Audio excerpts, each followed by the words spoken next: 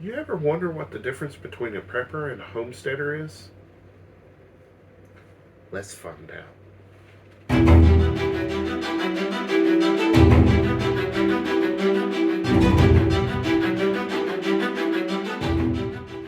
So, a lot of people have asked me, do you consider yourself a homesteader or a prepper, or what's the difference between the two?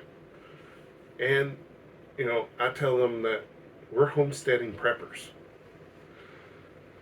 The differences between the two are fairly small when you look at the things. Overall, and this is just my opinion, homesteaders and preppers are more similar than different. The differences lie in a lot of preppers are not necessarily homesteaders. Okay, they might not have the livestock and the animals and the big gardens that a lot of homesteaders do. Homesteaders, what I consider, are the original preppers, so to speak. You know, they knew that they were going to have some rough times when their gardens weren't going to do good that year. So they'd have to put back food to make it through at least a year so that they could grow, and hopefully their garden the next year would do well.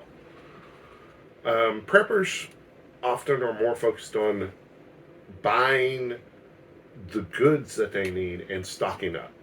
Long-term goods, like freeze-dried food that will last for 25 years. They buy enough of it, they're good for 25 years, or so to speak. Whereas homesteaders are more of, okay, we've got the animals that can produce, and our garden that is producing now, so that we're more self-sufficient. We're not relying upon other people or the system, so to speak. Preppers do the same thing, but they're usually more isolationist. A lot of preppers don't want you to know what they have, where it's at, what they're doing. And that's not necessarily a bad thing, but for my wife and I, we ultimately realize that it is impossible for us to do it alone. A person can have many, many skills, but without a community and that socialization, we can't thrive. We might survive, but we cannot thrive. And that was our goal. Now, I'm not knocking preppers. I'm friends with a lot of preppers. They're great. And a lot of them are kind of like us, homesteading preppers, so to speak. It gets a bad connotation, preppers do, I think. And that's why I sort of use the term homesteading preppers. Because a lot of preppers aren't isolationists, or they're kind of what we are, the homesteading preppers, so that they do a combination of both prepping and homesteading. Now, we are transitioning. We're in our, mid 40s, getting on.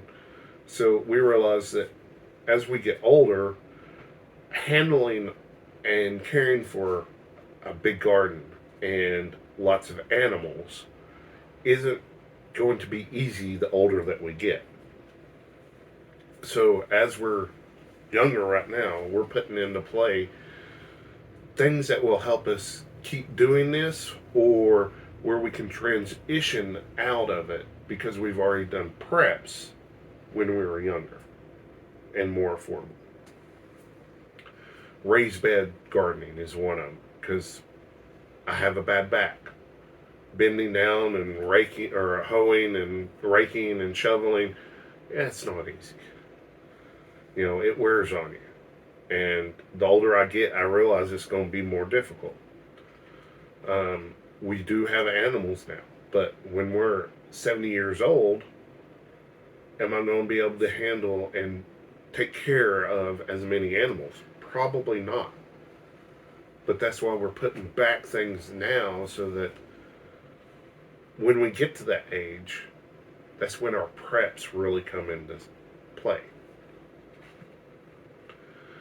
A lot of people wonder why we are prepping and homesteading, and it's all about being more self-sufficient and not relying upon the government, because we know the government's going to help us, right?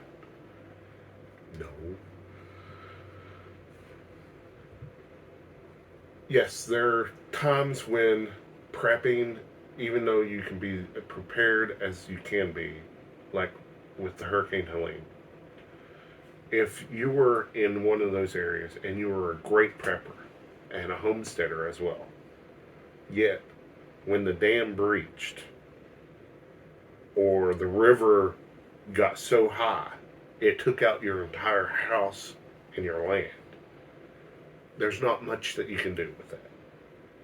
However, on the flip side, because there are preppers out there and people that were prepared that might have not been hit the same way,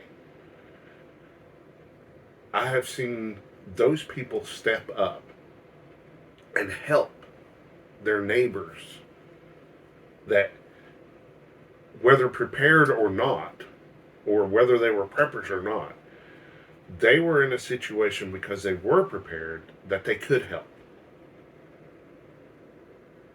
You see that with Amish. If a barn burns down, they get together and they help each other. So, preppers, homesteaders, to me, they're kind of one and the same. The biggest difference is maybe you can classify them as, okay, they don't take care of animals or grow a big garden, whereas homesteaders do.